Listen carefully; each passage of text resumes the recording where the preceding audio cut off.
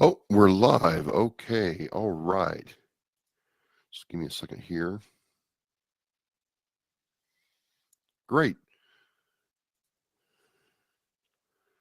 This special of Oscar Mike Radio is being done through Boomcaster, a great new podcasting platform built for the podcaster. Little change tonight, little mixing it up. I'm mixed up because I have been under the weather with the flu. Yay. So things didn't quite work out the way I wanted to this week. But as they say, the show must go on. And this is part 3 of our 4-part series for Black History Month. I have truly enjoyed getting to do this and relearn, reimagine, reacquaint myself with some fantastic Americans who have made change with their military service, impacted many lives, and a lot of them just chose to do the right thing, no matter who was looking or where they were. Uh, week 1, we talked about the need for Black History Month with regard to military service. Uh, week 2, it was the Tuskegee Airmen, one of my favorites. And today I have for you part 3 featuring Harriet Tubman. Now you might be saying to yourself, well, Harriet Tubman, who is she and why are you featuring her? Did she serve in the military? Well, I'm going to go to the source. In this case, the source, if I can, is one of my favorite magazines, the American Legion magazine. If you are a member of the American Legion, you should be getting this magazine and it should be reading for you. If you serve the military, you should be an American Legion Legionnaire. And if you get the magazine, you should read it. And I'm getting it this month and I'm going through it as I like to do, primarily on Saturday mornings or Sunday mornings when I'm having my coffee after breakfast.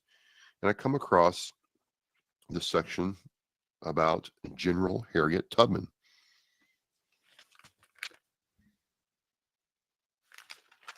And I'm like, wait a minute. Now, I know who Harriet Tubman is, studied her in school, you know, amazing woman, but I didn't know she was military. We'll get to all that, but, to be candid with you, she is not military. So, back in the slavery days, before the Civil War, there was what was called the Abolitionist Movement. And these were people, North and South, black and white, who were against slavery, and their cause was to end slavery in America as it was at that time, through whatever means necessary with the resources they had available at the time. This was before the Civil War. And you would hear terms like the Underground Railroad and other things where people would take slaves who had escaped slavery in the South and find new life, new ways to live in the North. And Harriet Tubman was part of all that with the Underground Railroad. She made her own escape from slavery in 1849, so like 11 years before the Civil War got going, right? And she worked in the Underground Railroad during that time. And then during the Civil War, she served in the Union Army as a cook and a field medic. And again, this is just one of the most amazing aspects when I read about these stories. You've gone through this horrible ordeal with slavery. You've been mistreated by people of a different color. You escape that. And then literally in whatever way you can serve those who are trying to end slavery. Just an amazing thing. And uh, she didn't serve as a cook and a medic. The article goes on to say in 1863, Tubman guided elements of the 3rd Rhode Island Heavy Artillery and the 2nd South Carolina Volunteer Infantry Regiment, unit of black soldiers, in gunboat operations along the Combahee River. So, for all her work during that time, over 700 men, women, and children were liberated. It was just amazing. It was just amazing. And, it made her, according to historians, um, the first American woman to oversee military operations in war at that time ever. The first woman. And I'm like, we've read the story. We've seen the historical references.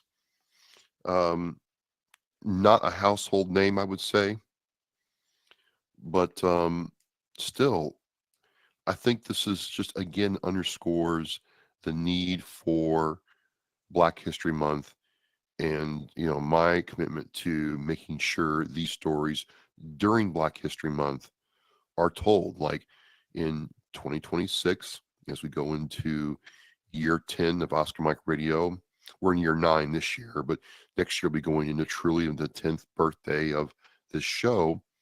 I'm like, every February, it will be good to set up a time where I talk to Black Americans, like I'm doing with the Deputy Secretary next week, and tell the stories of Black Americans who have served our country so honorably and bravely. And again, I'm just sitting there reading my American Legion magazine. And I don't care if you served overseas, deployed, weren't deployed. I don't care if you got out as an E2 or an O10. I don't care. There is something in this magazine for everybody who's served in the military. And if you're not a member of the American Legion, you should be if you meet the requirements. Absolutely. And sorry, my voice isn't quite firing all cylinders right now, but the show must go on. Anyway, so I'm reading and I'm reading and I'm reading and I'm going through this. I'm going online looking up stuff. And the thing that stood out for me is Maryland decided that they were going to honor Harriet Tubman in a very substantial way. So Maryland Governor Wes Moore and Maryland National Guard Adjutant General Major General Janine Burkhead got together, and on November 11th, a ceremony was conducted to posthumously commission Harriet Tubman as a brigadier general in the Maryland National Guard. Now, that to me is just simply amazing. It's really cool. If a woman is going to be the first American woman to conduct military operations, I mean, Brigadier General's cool, but why not just make her a true 4-star? I mean, she's probably was running the whole show to begin with. But uh,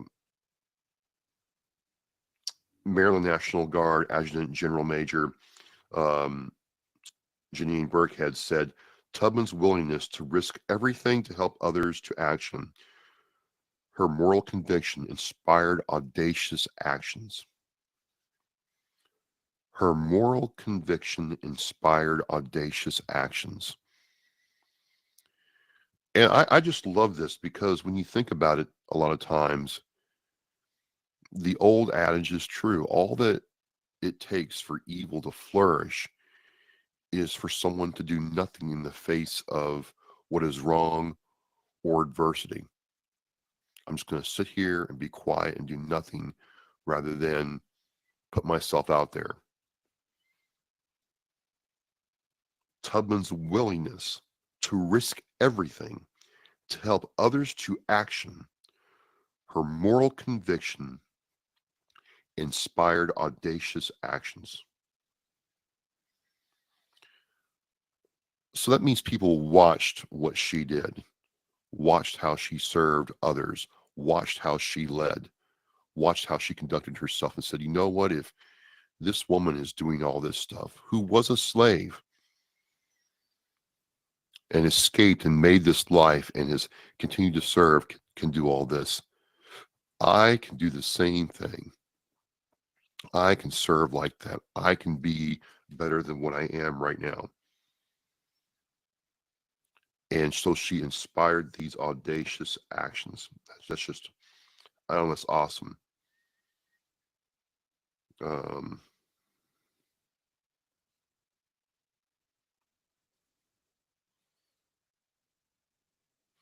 Governor Westmore said that Tubman lived the values and virtues I was taught when I served in the United States Army. Live mission first, people always. Lead with honor, integrity, duty, and courage. Leave no one behind. And with each act of courage, Harriet Tubman helped bring us together as a nation and a people. She fought for a kind of unity that can only be earned through danger, risk, and sacrifice, and is a unity that we still benefit from to this day. And since my voice is absolute not firing all cylinders tonight, I'm going to keep this short, but I did want to say that, you make a series of actions, right? You do something, and maybe no one sees it.